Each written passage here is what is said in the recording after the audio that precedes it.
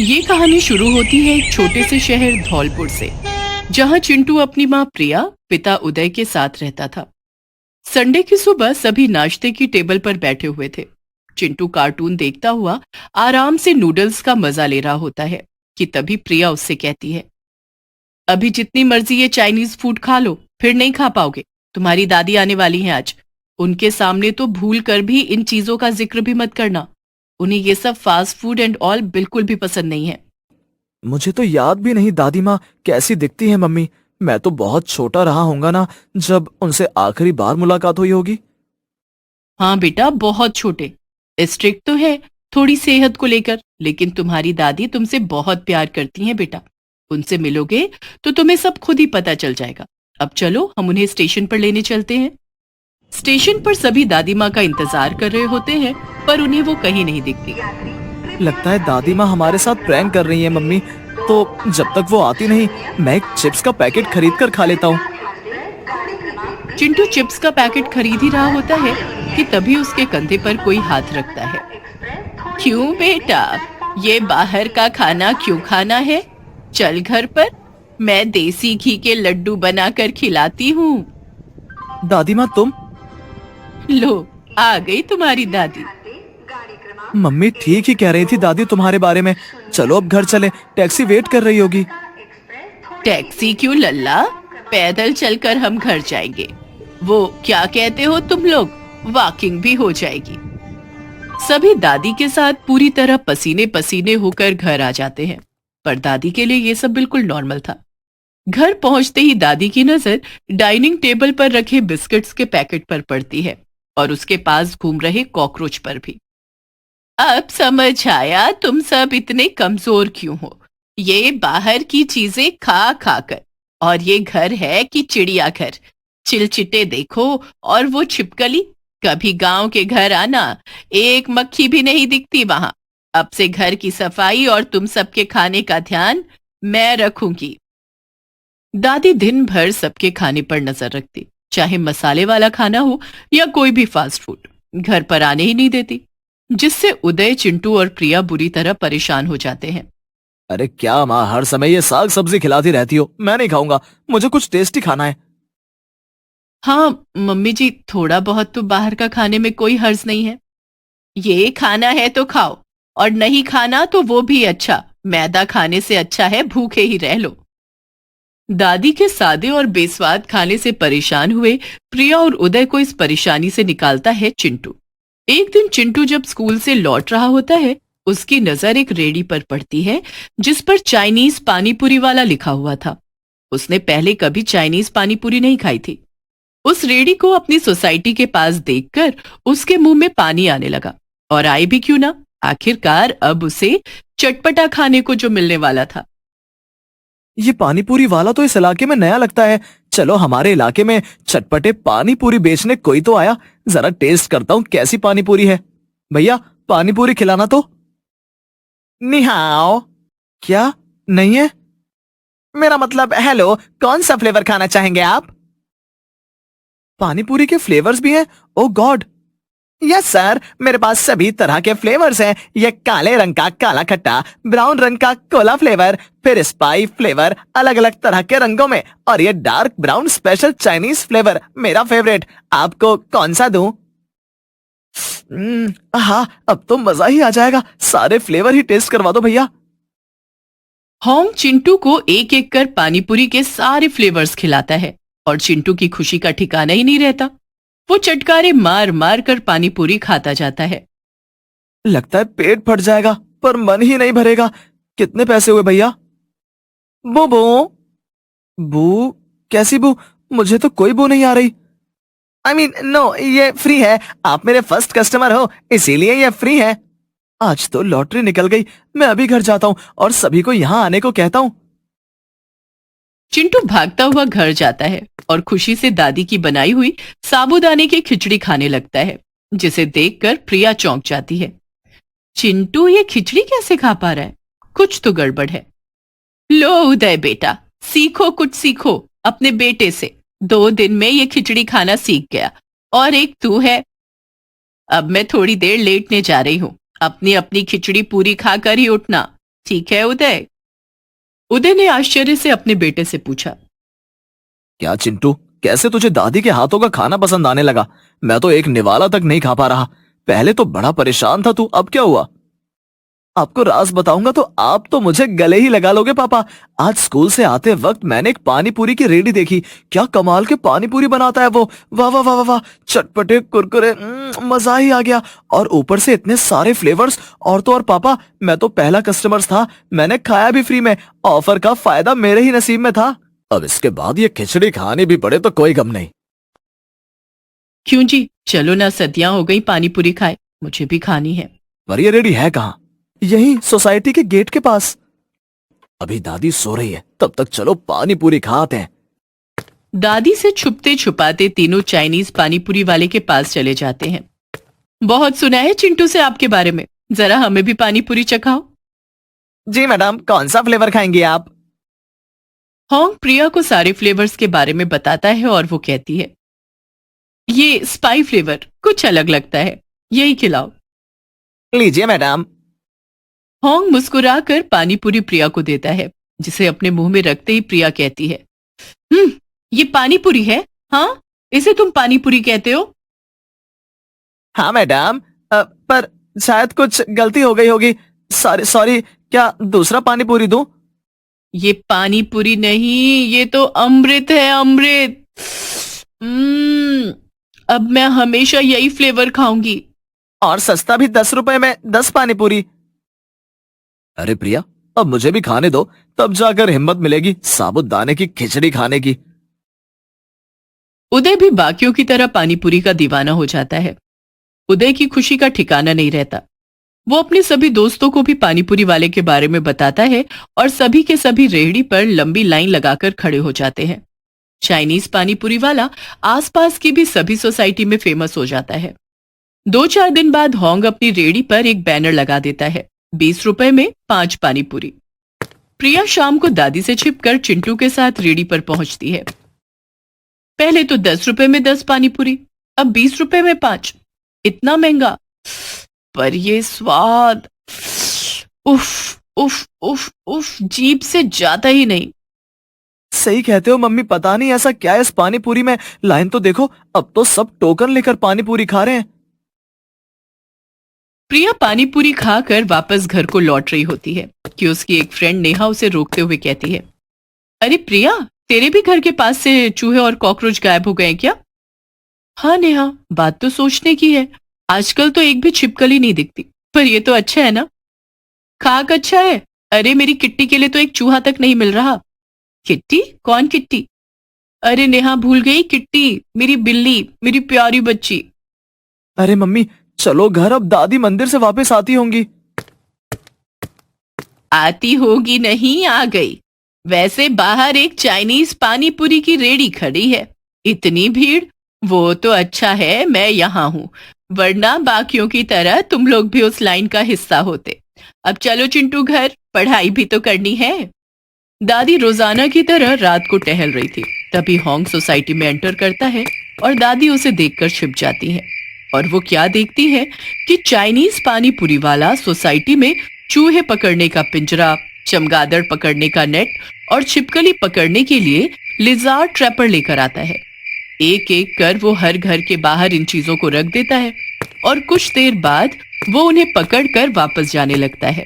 ये पानी पूरी वाला ये सब क्यों कर रहा है? इसका पीछा करती हूँ। दादी उसके पीछे पीछे उसके घर पर जाती है और खिड़की से क्या देखती है कि वो सभी जानवरों का अलग अलग पानी पूरी के लिए पानी बना रहा है। मैं हूँ चाइनीज पानी पूरी वाला। पागल लोग चूहे के पानी को काला खट्टा, मकड़ी को स्पाई फ्लेवर, छिपकली को कोला फ्लेवर और चमगादड़ को डार्क कोला समझकर चटकारे मार मार कर पीते हैं और कहते हैं, लाजवाब होंग, सभी को अपने जैसा बना ही दिया मैंने। अब इतनी बुरी आदत लगवा दी है, कल को 20 रुपए में एक पानी पूरी भी बेचूं तो लोग मेरे पास ही आएंगे। हे भगवान, ये राज है इसकी रेड़ी पर, पानी पूरी खाने वाली भीड़ की। राम राम राम, कितना गिरेगा ये आदमी, इसकी असलियत सबके सामने लानी ही होगी। इससे पहले दादी किसी को कुछ कहती, अगली सुबह होंग की चाइनीज पानी पूरी खा खा कर प्रिया, उदय और चिंटू की तबीयत बिगड़ जाती है। तीनों पेट पकड़कर दर्द से बेहाल थे। तभी दादी डॉक्टर को बुला लाती है। देखिए डॉक्टर, मेरे बेटे बहू को क्या हुआ है, पेट पकड़कर दर्द से बेहाल। इन्होंने कुछ गलत खाया है, इनको इन्फेक्शन हो गया है। 2-4 दिन इनको घर का खाना ही खिलाना। पर मैं तो इन्हें घर का ही खाना देती हूँ। मैं कुछ दवाइयां लिख देता हूँ, इनको समय समय पर देते रहना। डॉक्टर के जाने के बाद चिंटू दादी को सब सच बता देता है। दादी, हमने पानी पूरी खाई थी, हमें माफ कर दो। दादी, हम ठीक तो हो जाएंगे ना? मैं अभी सबके लिए काढ़ा बनाती हूँ। दादी अकेली सभी लोगों का ख्याल रखती है और समय समय पर दवाई और काढ़ा पिलाकर ठीक कर देती है। और अगली रात फिर चाइनीज पानी पूरी वाला सोसाइटी में चूहे, चमगादड़, छिपकली और कॉकरोच पकड़कर जा रहा होता है कि तभी दादी सोसाइटी में शोर मचा देती है और सभी लोग वहां जमा हो जाते हैं। पानी पूरी के नाम पर होंग जो जहर बेच रहा था, उसका पर्दाफाश हो जाता है और सभी मिलकर उसको पुलिस के हवाले कर देते हैं और सभी दादी का शुक्रिया करते नहीं थकते। सॉरी मम्मी जी, मेरी ही गलती है, आप हमेशा सबका अच्छा चाहती थी। मैं भी ज्यादा स्ट्रिक्ट हो गई थी। थोड़ी छूट देती तो तुम लोग छिप कर पानी पूरी नहीं खाते। चलो, देर आए दुरुस्त आए। अब मैं वापस गांव चलती हूँ, सब ध्यान रखना। सभी सोसाइटी वाले दादी को स्टेशन छोड़ने जाते हैं और उनका शुक्रिया करते नहीं थकते। सुंदर अपनी पत्नी कोमल और 7 साल की बेटी अनीता के साथ एक छोटे से घर में रहता है। सुंदर बहुत ही गरीब था। वो उसी गांव में छोटी मोटी मजदूरी करता था, पर बीते कुछ दिनों से उसे गांव में काम ही नहीं मिल रहा था। एक दिन सवेरे, जी, घर का सारा राशन खत्म हो चुका है, अब क्या खाएंगे हम? क्या करूं कोमल, बीते कुछ दिनों से मुझे गांव में काम ही नहीं मिल रहा है। अगर ऐसी बात है तो आप कोई कारोबार कीजिए ना। कारोबार करने के लिए भी तो पैसा चाहिए ना कोमल, यहाँ खाने तक को पैसे नहीं है। आप पैसों की चिंता मत कीजिए, मैं अपने पिताजी से ले आती हूँ पैसा। आप उन पैसों से पानीपुरी का कारोबार करना, क्योंकि आप पानीपुरी बहुत अच्छी बनाते हैं। अरे वाह, पानीपुरी? नहीं कोमल, हम तुम्हारे पिताजी से पैसा कैसे ले सकते हैं? नहीं नहीं, हम उनसे पैसा नहीं ले सकते। जी, परेशानी में तो अपने ही काम आते हैं ना। जब हमारे पास पैसे आ जाएंगे तो हम उन्हें लौटा देंगे पैसा। उसके बाद कोमल अपने मायके जाती है और अपने पिता से कुछ पैसे लेकर आती है, जिसके बाद सुंदर उन पैसों से एक पुराना ठेला खरीदकर अगले दिन से गांव में अपना पानीपुरी का छोटा सा ठेला लगा देता है। सुंदर ने अपने गांव के जिस स्थान पर अपना पानीपुरी का ठेला लगाया था, वहीं बगल में एक और अजीत नाम के आदमी का बड़ा सा पानीपुरी का ठेला था, जहां अजीत भी अपने ठेले पर पानीपुरी बेचता था। दोपहर का समय, सुंदर के पास एक भी ग्राहक नहीं आया था और अजीत के पास पानीपुरी खाने वाले ग्राहकों की भीड़ लगी हुई थी। सवेरे से दोपहर हो गई, पर अब तक एक भी ग्राहक नहीं आया मेरे पास, और इस आदमी के पास तो कितने सारे ग्राहक पानीपुरी खाने आ रहे हैं। अजीत के ग्राहक देखकर सुंदर को जलन हो रही थी। जैसे तैसे रात हो जाती है। सुंदर के पास केवल 2 से 3 ग्राहक ही पानीपुरी खाने आए थे। तभी सुंदर घर आता है। क्या हुआ जी, आप इतने उदास क्यों हो? कोमल, सारे दिन में मेरे पास 1-2 ग्राहक ही पानीपुरी खाने आए, और मेरे बगल में जिस आदमी का पानीपुरी का ठेला है, वहाँ सारे दिन में ग्राहकों की लाइन लगी हुई थी। अरे, आप उदास क्यों होते हो? आज तो पहला दिन था ना, धीरे धीरे लोग आपके पास भी आएंगे पानीपुरी खाने। चलिए, आप हाथ मुंह धो लीजिए। सुंदर हाथ मुंह धोने बाहर चला जाता है। अरे वाह, पानीपुरी, जल्दी से थोड़ी पानीपुरी खा लेती हूँ। कोमल रसोई में थी और सुंदर बाहर था। तभी अनीता फटाफट कई सारी पानीपुरी खा जाती है। उसके बाद सुंदर हर रोज गांव में पानीपुरी बेचने जाने लगा। रोज रोज सुंदर के पास दिन में 1 या 2 ग्राहक ही आते और उसकी बगल में जो अजीत नाम का आदमी था, उसके ठेले पर हर समय ग्राहकों की भीड़ लगी रहती थी। सुंदर की आमदनी रोज रोज बहुत कम हो रही थी। एक दिन सुंदर किसी काम से शहर जाता है। उसकी मुलाकात शहर में रह रहे अपने दोस्त रमेश से होती है, जो कि शहर में पानीपुरी बेचा करता था। रमेश के ठेले पर कई सारे ग्राहकों की भीड़ लगी थी। तभी सुंदर रमेश के पास आकर पानीपुरी के कारोबार और ग्राहकों को अपने पास बुलाने के उपाय पूछता है। देख भाई, तू भी मेरी तरह पानीपुरी बेचता है, इसलिए मैं तुझे एक राज की बात बताने जा रहा हूँ। ये बात किसी से कहना मत। ग्राहक खुद अपने पास नहीं आते हैं, ग्राहकों को अपने पास बुलाना पड़ता है। वो कैसे?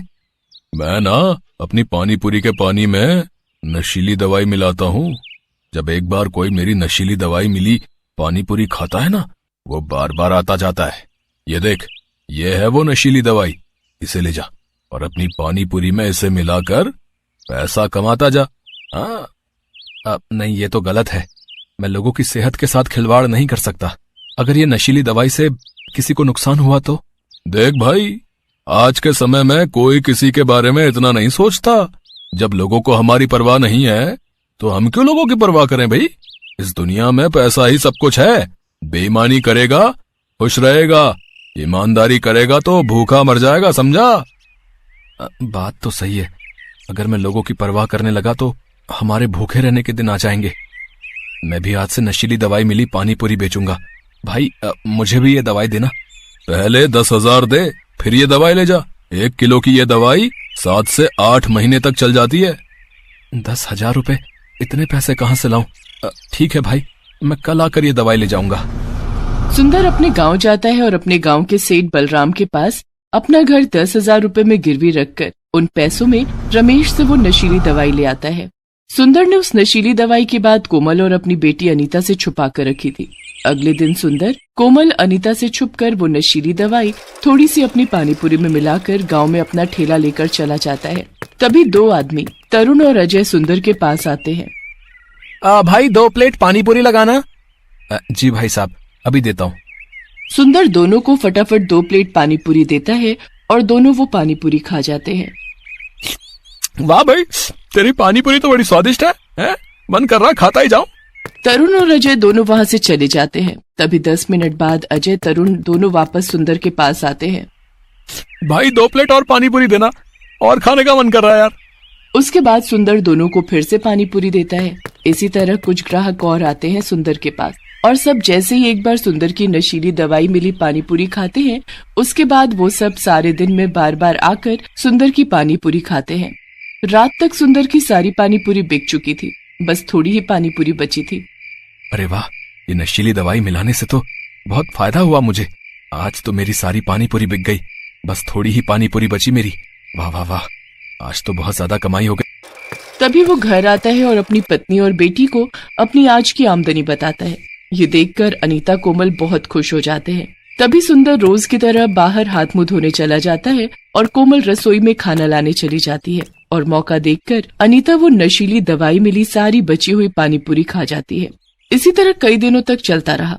सुंदर की नशीली दवाई मिली पानीपुरी खाकर लोग बार बार सुंदर के पास आकर पानीपुरी खाने लगे और रात को जो पानीपुरी बचकर आती थी वो सुंदर की बेटी चुपके से खा जाती थी। अब अजीत के ठेले के सारे ग्राहक सुंदर के पास आ चुके थे, क्योंकि सुंदर ने अपनी नशीली दवाई से उन सारे ग्राहकों को ऐसी लत लगा रखी थी कि वो सुंदर के हाथ की पानीपुरी खाए बिना रहते ही नहीं थे। इधर सुंदर की बेटी अनीता को भी सुंदर की नशीली पानीपुरी की लत लग चुकी थी और वो भी बिना पानीपुरी खाए रहती नहीं थी। जो लोग सुंदर के पास रोज रोज नशीली दवाई मिली पानीपुरी खाते थे, अचानक एक दिन उन सबकी तबीयत बहुत ज्यादा खराब हो जाती है। तरुण आपका बुखार उतर क्यों नहीं रहा है? हमने कितनी बार डॉक्टर से आपका चेकअप भी करवाया, फिर भी आपका बुखार है कि उतरने का नाम ही नहीं ले रहा। कविता, मुझे पानीपुरी खाने जाना है। मैं सुंदर की दुकान से पानीपुरी खाकर आता हूँ। चुपचाप बैठिए यहाँ। देख नहीं रहे हो आपकी तबीयत कितनी खराब है, फिर भी आपको पानीपुरी खाने की पड़ी है। तरुण कविता की एक नहीं सुनता और वो दौड़ता हुआ सुंदर के पास आकर नशीली दवाई मिली हुई पानीपुरी खाने लगता है। उसके पीछे कविता भी आती है। इसी तरह सारे गांव के बीमार लोग जिन्होंने सुंदर की नशीली दवाई मिली पानीपुरी खाई थी, वो सब बीमार होकर भी सुंदर के पास आकर पानीपुरी खाने लगते हैं और उनके परिवार वाले उन्हें पानीपुरी खाने से मना करने जाते हैं, क्योंकि वो सब बीमार थे। उन लोगों की पानीपुरी खाने की ऐसी तड़प देखकर अजीत हैरान हो जाता है। तरुण, आपकी तबीयत बहुत ज्यादा खराब है, आप पानीपुरी बाद में खा लेना, वरना आपकी तबीयत और ज्यादा खराब हो जाएगी। मैंने एक बार कह दिया ना कविता, जा यहाँ से। मैं आज पानीपुरी खाए बिना घर नहीं आऊंगा। जा यहाँ से तू। ये क्या हो रहा है? ये लोग इतने बीमार हैं, फिर भी ये सुंदर की पानीपुरी खाने के लिए इतने क्यों तड़प रहे हैं? आखिर सुंदर की पानीपुरी में ऐसा क्या है कि लोग इतने बीमार होने के बाद भी इसकी पानीपुरी खाने के लिए इतने बेचैन हुए जा रहे हैं? जो लोग सुंदर की पानीपुरी खा रहे थे, अचानक उनके मुंह से खून निकलने लगता है। ये देखकर सब हक्का बक्का रह जाते हैं। तभी सुंदर की पत्नी कोमल अपनी बेटी अनीता को गोद में उठाकर ले आती है। अनीता के मुंह से भी खून निकलता चला जा रहा था।